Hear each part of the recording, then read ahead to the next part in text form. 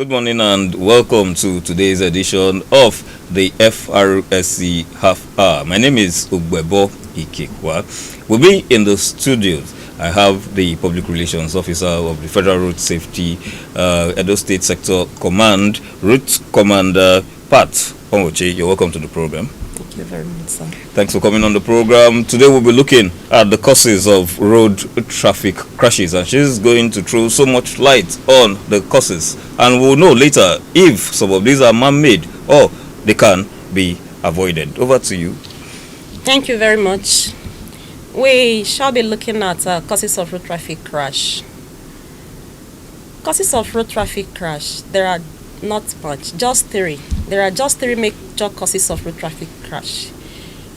What are these crashes? Talk about the environmental factor, you talk about the mechanical factor, and the human errors. These are the three major causes of road traffic crash. Every other thing falls into them. Now, let's look at the environmental factor. You as a driver, you've seen the weather, because the weather contributes to it. That the weather probably is raining. And what do? You have to stay back. You don't drive when it is heavy, such that your wiper can't handle. It's one of the causes, one that is under environmental factor. Then look at the issue of pothole. Potholes, we have it here and there, is a factor that can lead to crash. Another one we shall be looking at is the mechanical aspect of it. Under the mechanical aspect, we have things like a faulty engine. We have a faulty trafficator, name them, tires and all that, expired tires. There are a whole lot, the wiper and all that. All these ones fall under mechanical factor. Now let's look at the human factor, which we may regard as human errors. There are so many that can be under it. Now talk about drunk driving.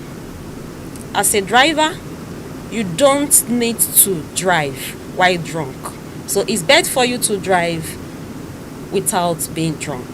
Then another one again we shall be looking at is indiscriminate parking by some drivers. This can lead to road traffic crash. When you don't park properly, it can lead to that. Then another one again is overspeeding, especially this period, this ember period. That most drivers, they feel that this is the time for them to make it, and that is why we keep preaching to them, we keep talking to them that you have to take it calmly. You don't need to overspeed. Overspeeding can cause a lot of damages. In fact, is not really ideal for a driver to engage in such. And now most times, when somebody is drunk, the person can engage in such. When you've taken some illicit drugs, it can also lead to that. And also, talking about human error, all these things, even when I mentioned that of mechanical and environmental. Now let's look at this again, because it has caused so many harms. Most drivers, inability of a driver to read the road signs, because these road signs, most of them you can't see them written. Like you are seeing, they have things like no left turn, no motor vehicle, no right turn and all that, crossroads and all that. Yes, most of them you can't see them explain it that way. It comes in symbol. It's just the symbol. Like you see a left turn sign being crossed, it means there is no left turn. That is what it simply means. That is, left turn is not permitted there. There are other symbols again, like U-turn. Once you have the sign and they cross it, you don't need to make a U-turn there. We have it in several places. Then talk about the issue of narrow bridge, no overtaking. Of course, as a good driver, you don't need to overtake on a narrow bridge. But what do we see today? You see some drivers, that is the point they feel that a particular vehicle in front of them are not moving fast, and so they want to overtake the vehicle. So these are the things that normally lead to crashes. Some drivers don't know when to overtake and when not to overtake. Talking about overtaking, there are areas that you don't need to overtake. Like I've mentioned that of the narrow bridge, you don't need to do that. When you are ascending a hill, you don't need to do that. When you are approaching a bend, you don't need to do that. Because at that time, you can't see ahead of you. You don't know the vehicle that is coming. Also, most drivers cannot interpret. They can't interpret road signs. Even the ones that is being written on the road, that is being marked on the road. Like on the road, normally you see a broken line, you see a solid line, or solid lines and broken lines. It communicates to the driver when to overtake and when not to overtake. When you have the broken lines, you can overtake if the road is free. But when you have it solid, you don't. It's not advisable. And where are the areas you can find most of these solid lines? On a bend, as you are ascending a hill, then also on narrow bridge, then close to a junction. You don't do that. So these are the things that most drivers do that can lead to crash. There are a whole lot of them that drivers do. So know it that there are 3 major causes of road traffic crash, which I have mentioned. That is the environmental, the mechanical, and the human factor. In this whole, I think I'm going to give about 80 to 90% to human factor. Yes, you are in charge. The drivers are in charge of the vehicle. And you as a driver, you are applying through a road, because some persons want to put the blames on probably the government. Why would there be road potholes? Why would they not fix the road and things like that? Well, I'm not defending that aspect, but the area I am concerned with is you as a driver, you know that this road is like this. What do you do when you get there? Do you go there to speed up? Remember, if you are a commercial driver, you have contracted a business with your passengers to take them safe to their destinations. So when you get to places like that, what do? You slow down. You can't say because the road is not properly fixed and so you will just go into it like that. Or you look at the weather, that the weather is raining and you know that you have some mechanical issues with your vehicle, because you know in this part of the world, most of those drivers, they have this mentality of let's manage it. I go manage them. There are things you don't manage, especially when it comes to issue of vehicle. You don't manage it. When you know your vehicle is faulty, go ahead and fix it. Go and fix your vehicles. Now, like we are in rainy season now, some drivers are fully aware that their wipers are not working well, and they will still want to drive under the rain. I've seen a case of a driver somewhere in one state like that, when the driver had to tie leaves on the wiper. You can imagine that, tying leaves on the wiper to enable him see through the windscreen. So if you know that your wiper is faulty or the blade is no longer wiping as it should be, it is advisable that you fix your wiper. Otherwise, don't drive, because you know that it's not going to work. Then aside that again, there is a way you will see the rain. If it's that too heavy that even the highest wiping of it can't take it off or can't make you see clearly, it's advisable you park. You don't need anybody to tell you that. We are looking at some of the environmental factors and as well the mechanical factors. So you as a driver, you know very well that your engine is faulty. There are issues with your engine. Why not go and fix it? Why risking the lives of people? There is no need for that. You fix your engine. Now, in all these things I'm mentioning, remember, like I said, out of these 3 factors, I give up to 80-90 to human. because you are in charge. The environmental is there. We can give them maybe 10 or 20, but you, the human, you have the sole authority to determine how you operate with this machine called vehicle. So that is it. I don't know whether you have one or two questions to ask. Yeah, I can throw definitely. more lights on. Definitely, that has been quite enlightening. Let me go down. You see, for any time that such discussions come, especially as regards road traffic crash, I always want to mention this issue of drunk driving and what exactly, because over time, some individuals whom I've asked, not the FRSC officials especially, for most times when I ask them, I don't really get a basic answer as regards effects, or rather things that have been put in place to curb this issue of road crashes caused by drunk driving. And so, from you now, the FRSC, what are they putting in place as regards enlightenment concerning drunk driving? So many things are being put in place. I remember telling you how we normally do something we call morning cries. Yes, we go to parks, we talk to drivers, we go there to sensitize them. We move around. We go to school. So many places we do go talk to even the students, because even the students can talk to their parents.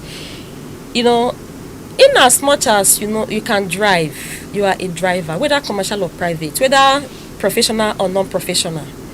So we check all these things. Then the case of drunk driving, we have been preaching. Even very soon, this period again, we are going to launch a month campaign, and it will also be talking on drunk driving. You don't drive if you know you must drive. Don't drink. Yes, and there's what they call breathalyzer. Okay. They use it to check the alcohol level of a driver. You check it. If the driver is drunk, with that you can know. And there are so many, there are signs that will show. Sometimes, even though they hide it, and probably the company or whatever, or the passengers are not brilliant enough to detect it, that can detect it, and such driver will be asked. We presently have such equipment. We have, yes. Okay. I should have come with one to show you. We have. Okay. Yes, like a case of there was a time a driver was drunk, as God may have it, a copper. He was in the vehicle and he noticed the manner in which the driver is driving. He, according to what he told us, that he was sleeping. At a point he will doze off. At a point he was just kind of moving from one point to the other before he took the vehicle from him, and the copper drove him straight to FRSC office. Okay. Okay. And immediately we tested the man. The driver was like, "Oh, no, I didn't take any alcohol. I did not drink. I'm not drunk. I know what I'm doing." And we had to test, and with that we were able to know, really, to confirm what the copper said, and we had to keep the driver and call the company to come. Okay. So these are the things we do. We don't just keep quiet, because we know that this thing, of course, all of us, we know that it's harmful and it can take lives, and our business is to ensure safety of lives on the road. On the road. Yes. Yeah, you rightly mentioned that most drivers do not know a single thing about road signs. Yeah. Would this be the fault of the FRSC not enlightening the public enough, or the driving schools where they go to not actually putting them through the rudiments of driving as regards road signs? Yeah, it's not as if they don't teach them, or the FRSC is not doing enough. We are doing enough to ensure that.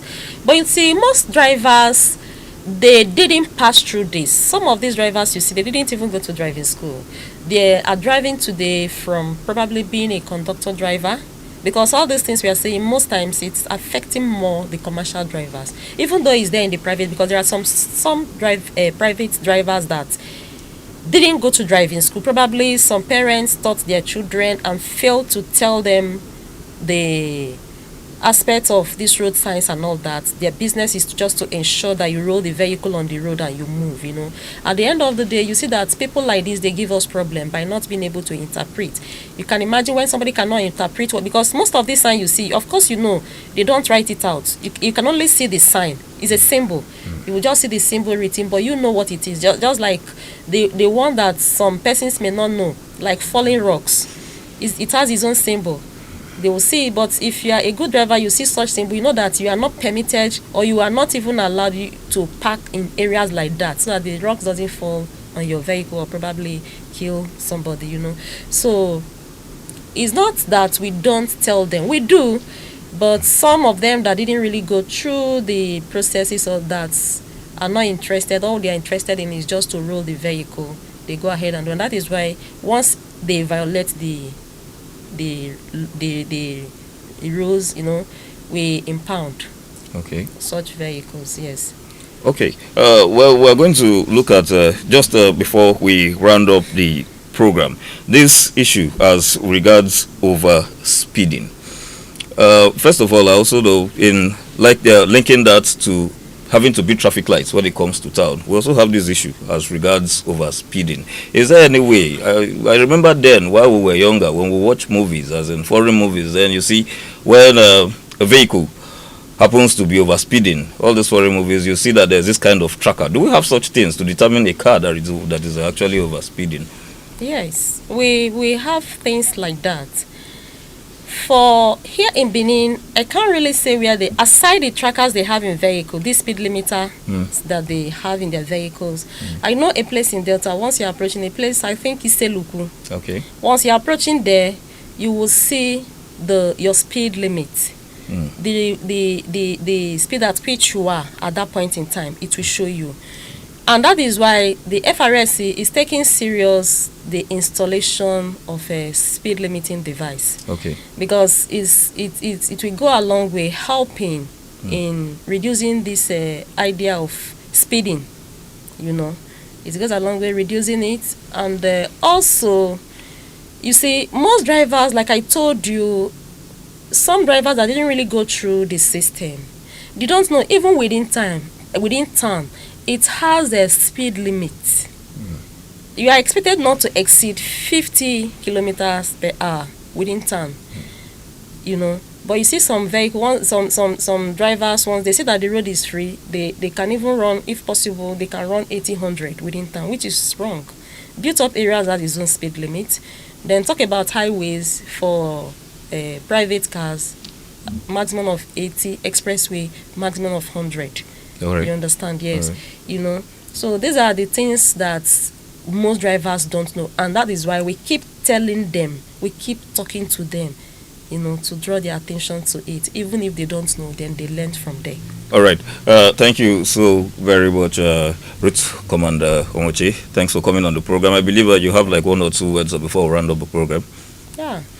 The advice I will give as it stands now, this is ember period. And most drivers, what they are after now is how to make it. They just want to make it at all costs when it comes to issue of driving. Please take it gently this period. Take them jejeje. That is it. Don't speed. Don't overspeed. Don't get yourself drunk before driving.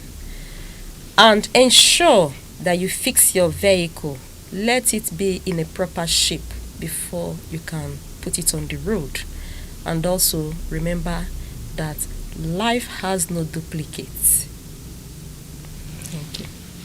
Well, on this note, I want to say thank you very, very much for watching. You've heard it all. Life is precious. There are some individuals who actually do not like their life. If you don't like yours, some other pedestrians out there, some other road users, they do like their life. So even if not for your sake, but for their sake, please let us avoid such issues as were discussed on this program today. We would be continuing with the program same time next week. Don't go away. Do please stay tuned.